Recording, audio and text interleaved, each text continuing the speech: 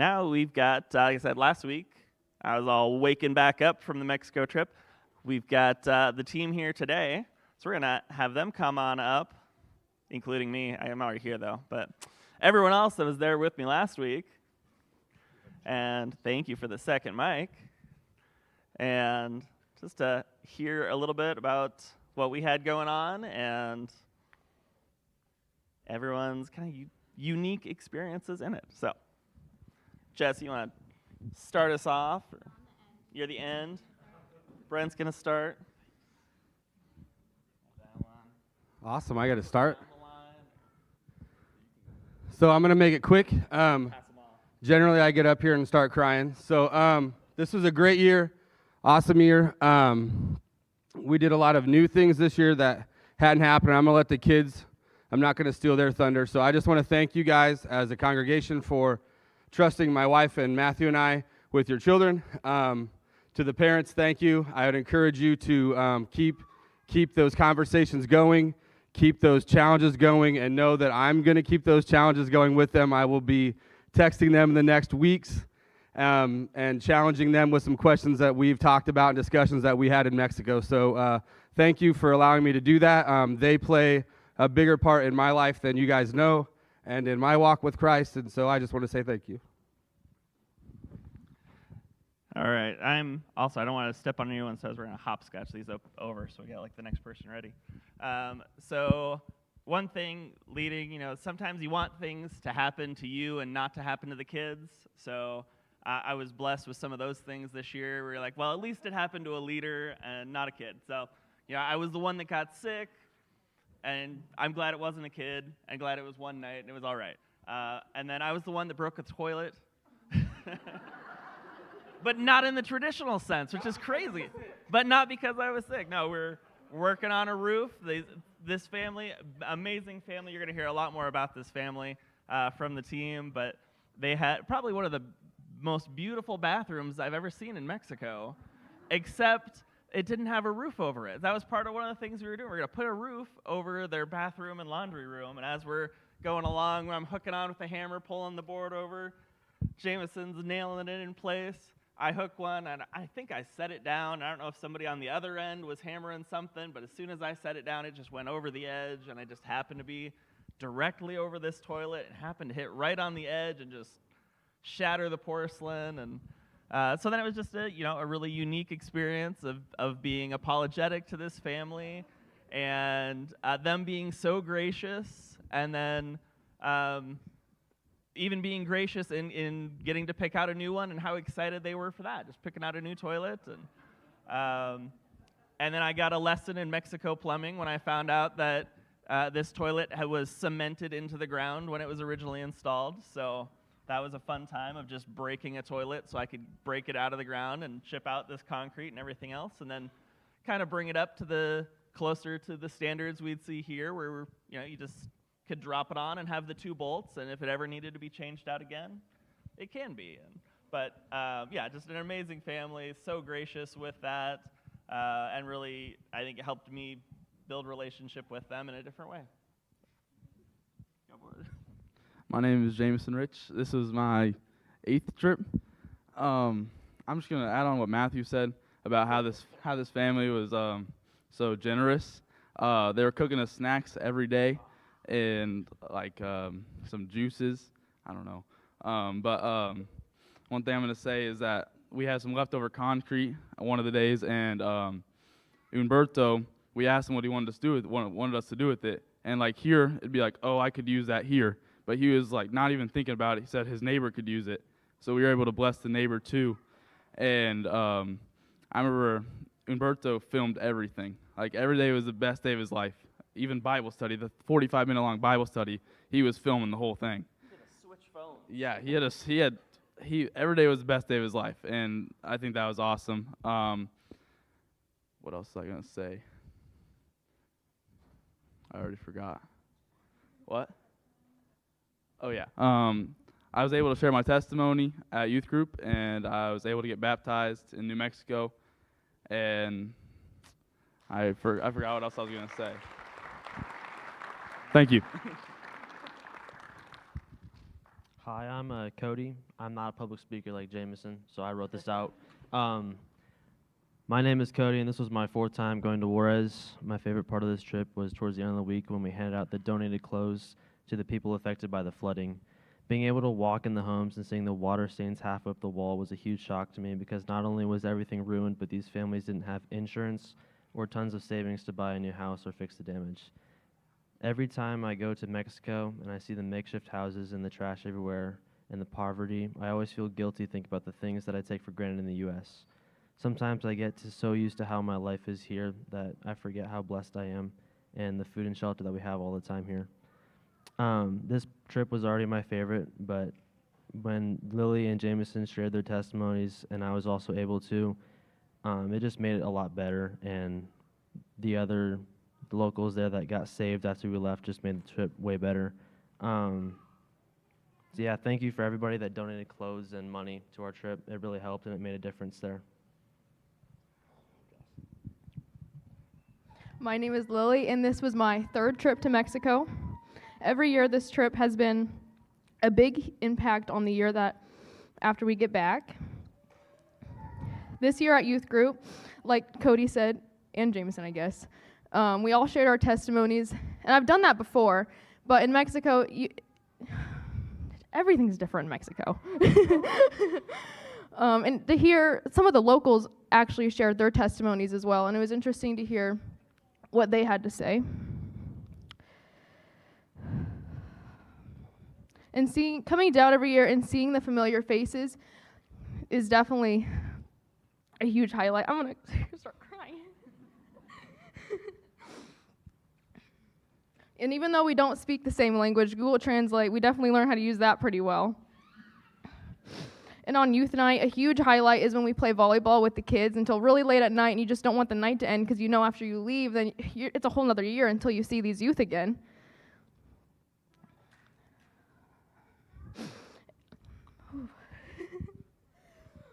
And the work sites are also a huge part. And like they said, how grateful the family was to even get a new floor. Like, we take for granted everything that we have here. And mixing the concrete was definitely a highlight. I enjoyed that a lot. And during this trip, we saw Jesus working through us the whole time. And during the clothing donations, we felt the whole team was getting comfortable being uncomfortable.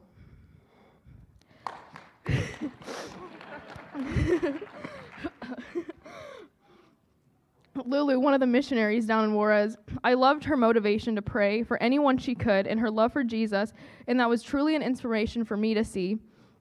And even that gave me the courage to pray for the other families that I've never really had the courage to do. And I love how this team was always so positive in everything we did. Even like when it was super hot outside, we still were positive and we kept going, even at 2 a.m. in the van when we were singing. But I just want to thank the church for helping us on this opportunity to make it to Mexico. Hi, my name's Jocelyn. This was my first time on the trip. And I couldn't really think of like a favorite part, but I think the thing that stood out most to me was just how grateful everyone was. Like, I feel like, at least I take for granted, like, everything that we have. And when you see all the poverty, it was just really overwhelming. And they were still grateful just for, like, a concrete floor. And that just was kind of a slap in the face a little bit. I also love spending time with the youth. They're all great people, even if I couldn't understand them sometimes. We all had handshakes, and yeah, I really loved it. Hi, my name's Emma Denning. This was my 5th trip, my 2nd time this summer. And I just want to thank you guys for all of the all of your giving, whether it was financially or through prayer. It really meant a lot to all of us. The family that we were able to help down here, they had come to Juarez from Colombia. They still had some family in Colombia, but a lady and her husband, and then her daughter and her granddaughter, they lived in this house. that we were able to work on. And this family was just so welcoming, and just they were always so happy to see us. They greeted us with the biggest smiles and always hugged us. And something that Jessie had told us when we got to the work site the first day was that in 2022, she was in Juarez working on a house, and she got to see this family bring in individual cinder blocks on the back of a motorcycle, and that's how they built their house that we were able to work on. And so it was just kind of a full circle moment, a God moment, that we were able to come back 3 years later and help them out. And also just the fact that they were so hospitable to us. Like Jameson said, they made us a lot of food and always made sure we were taken care of. And then on our last day, they called us up and wanted to thank us, but not just us. They were openly thanking the Lord. And so that was just a reminder that we're down there to work, but it's all through the Lord. Like, He's the one that is blessing them. We're just able to do the work for Him. Hi, my name is Macy. This is my first trip. Probably my highlight of the whole trip was probably the donations. I mean, people were coming in and just grabbing bags full and just going through everything, and then they were being so grateful for everything. And then I know there was me and some of the people here, and then some of the locals, we all went into some of their houses, and they showed us how bad the flooding was. And then we all prayed. There was a lot of praying. That was probably another one of my favorite parts. But like Emma said, they were also grateful for, the family was also grateful for everything we did. And even if it was just the toilet, for instance, they were so grateful. They were so happy. Yeah.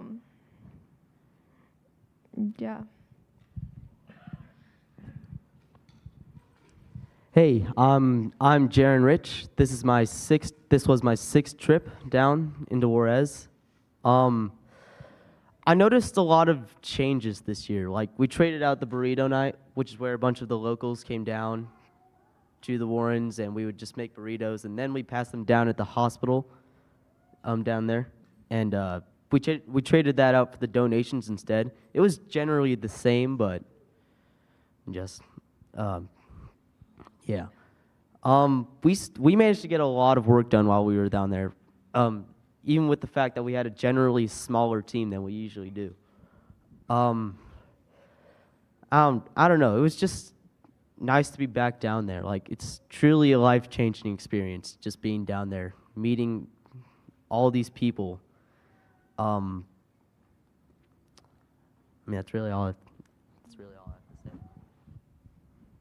Hello, I'm Jessie, and I have to go last because I have to finish up whatever they didn't say.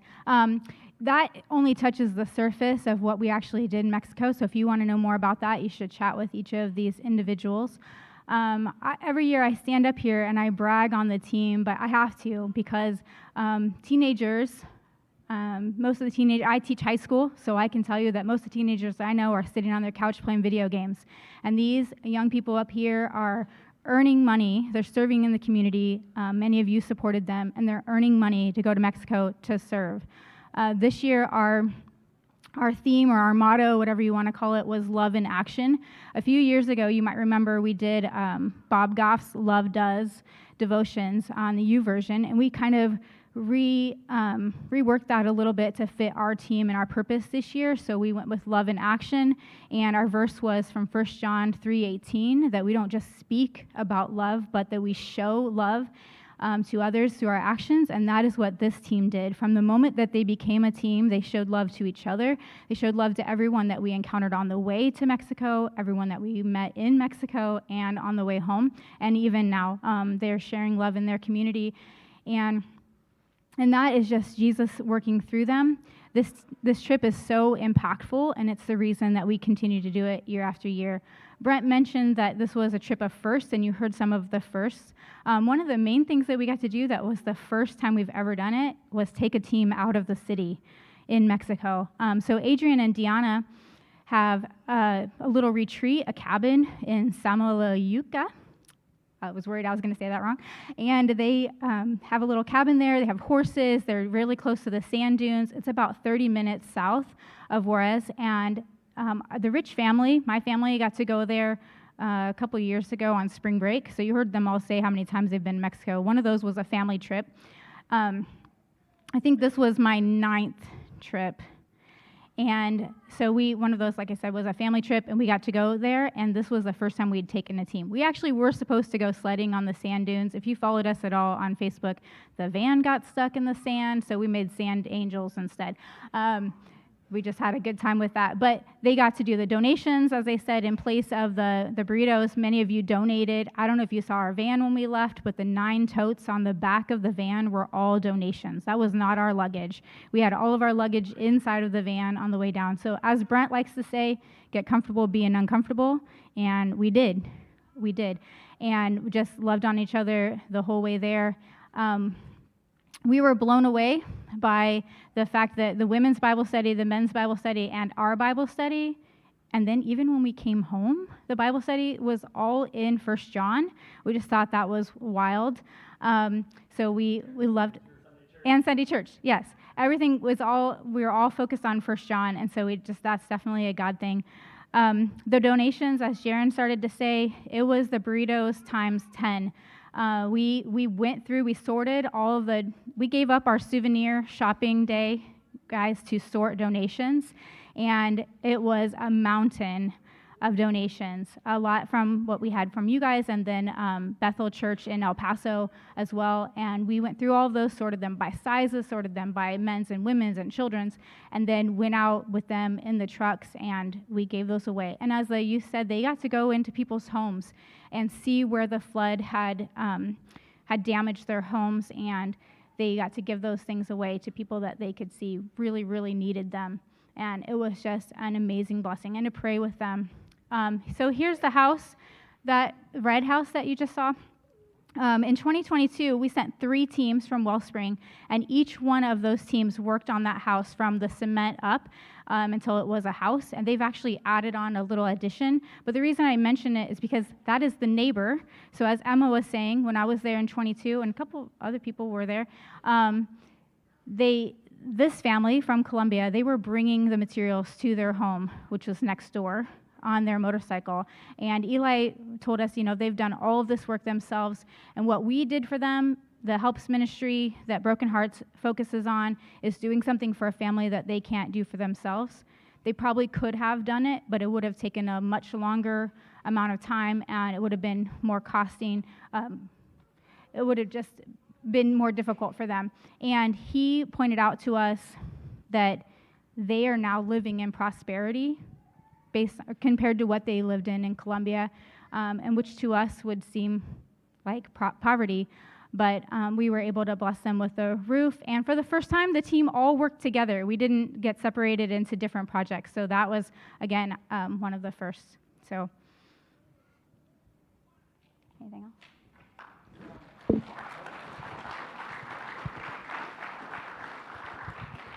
I would also, one more thing. I would just like to do a little update on Broken Hearts.